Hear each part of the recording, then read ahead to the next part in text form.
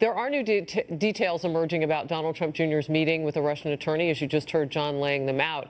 Aside from Trump Jr., there was that fifth, maybe sixth or even seventh person in the room. We don't really know. Jared Kushner, Paul Manafort, the attorney that I mentioned, Natalia Veselnitskaya. The fifth was reportedly a former Russian counterintelligence officer, and now the Senate Judiciary Committee wants Trump Jr. to explain it.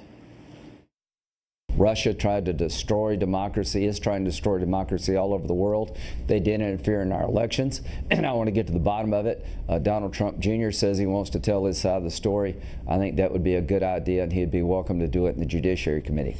All right, Jessica Tarlov is a senior director of research for Bustle.com and a Fox News contributor. Evan Siegfried is the author of GOP GPS and a Republican strategist. Great to have you both. You know, I was reading some of the things that you said in email back and forth with our team today, and one thing that hit me, Evan, is that we are on day 7 of the story, and I know that the Democrats are like thirstier than anything I've ever seen when it comes to Russia, now that it doesn't have to do apparently with anything that they could control when they were in office in the White House. But given that, normally a story doesn't have this kind of life unless there's new information. And there seems to be. There seems to be a lot of new information coming out daily.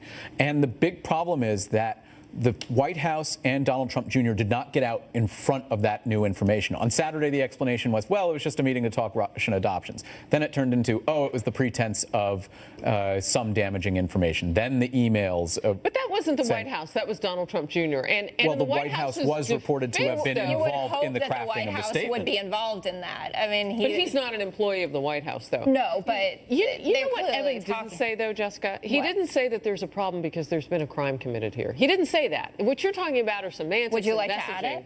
to add it? I've worked in the federal judiciary, and I would tell you that every U.S. attorney I've spoken to since this happened would be hard-pressed to bring charges for what this meeting was. It was terrible judgment. It was wrong, but it was not criminal. Jessica? I haven't heard any different. Obviously, I've heard discussions swirling around what could potentially continue to come out. No, because we don't know yet.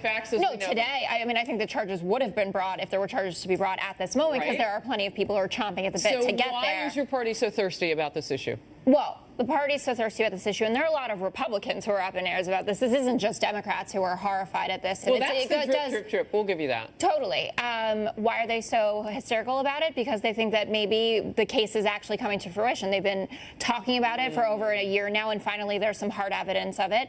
We know that Bob Mueller is working really hard. This is obviously going to become part of that, and it also implicates a number of people in Trump world in having, at best, incredibly poor judgment, and at worst, illegal activities. So I will point this out. There's an article in Politico that I invite everybody to read today because it sort of lays out some reporting, and it's not my own, but I did think it was interesting that behind the scenes, there's been someone who was really pressing to do the one thing that Republicans in the White House haven't done, and that is to put this as like a combat. You know, to go against it, to come up with a narrative. Jared Kushner has wanted to do that, reportedly behind the scenes, has not been able to get some of the communications people to do that. Many of them say that they're afraid that they might have to lawyer up, according to this Politico report. Well, I think that the White House, while you can be combative, when you're going and getting engaged in combat, you're not able to do tax reform. It distracts from the overall agenda. Yeah, but they're not doing it anyway. Well, they're going out and they're saying, well, this wasn't a big deal, let's move on, but you still have the president attacking the press, calling them fake news. Can I ask you a blunt question? Sure. Because we saw this in the campaign.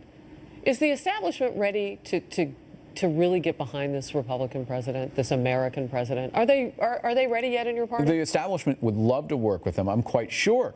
But at the same time, they need him to come out and meet them halfway. When you are going out and having Energy Week, but don't have any senators or congressmen proposing legislation and 50 co-sponsors for whatever that bill, you're doing a marketing gimmick for something that doesn't really exist. With all and due he's respect, undermining them. What about health care? 7 years, Evan. Go ahead, Justin. Well, that's their fault. I mean, everybody owns that. There was a long time. And in their defense, there are bills that have come out of the Republican side there. They're just not enough to get the votes that they need, and that's what they're still facing. I mean, I don't know how you compromise between Susan Collins and Rand Paul. I don't know how you can get the two of them to like a bill, and that's why you're going to need to turn to Democrats and start talking to those Democrats in red states that need to get reelected, like Heidi Heitkamp and Claire McCaskill. But to your point, I mean, the overall point here about Trump and Republicans working together, they undercut each other at every turn. And I actually think that Donald Trump is being worse to them than they are to him, because they protect him all the time. Them to do what they promised they would do. But We have less than look a at minute the to go Don here. Jr. emails. I mean, Paul Ryan, they've all kind of gone like, oh, even Orrin Hatch has been like, oh, I wouldn't do it.